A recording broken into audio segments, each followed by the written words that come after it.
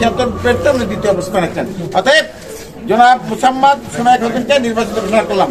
আপনারা সকলেই সহযোগিতা করেছেন। আমার প্রধান শিক্ষক মহোদয় অত্যন্ত সততা এবং নিষ্ঠার সাথে আমাকে সহযোগিতা করেছেন এবং একেবারে সততার সাথে উনি কোনো পক্ষ আমার দৃষ্টিতে পড়েনি। এই জন্য ওনাকে আমি আন্তরিকভাবে ধন্যবাদ জ্ঞাপন করছি যে একজন সত্যিকার অর্থে ভালো প্রতিষ্ঠান প্রধান এবং আমার এই সদর উপজেলায় যতজন প্রধান শিক্ষক আছে তার ভিতরে লেখাপড়া জানা প্রধান শিক্ষক, ওনাকে আমি ব্যক্তিগতভাবে সম্মান করি এবং আজকের দিনে উনি কখনো আমার কক্ষে যাননি।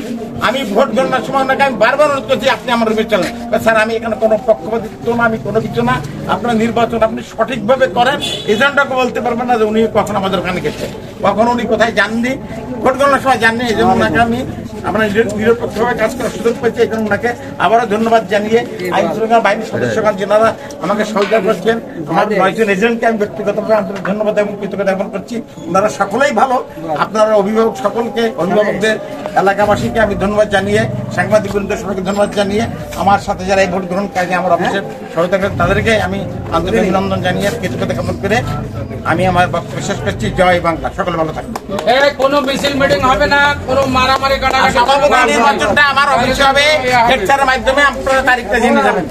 ওকে, সবাই নির্বাচিত সদস্যরা নির্বাচন করবেন, আমার অফিসে হবে।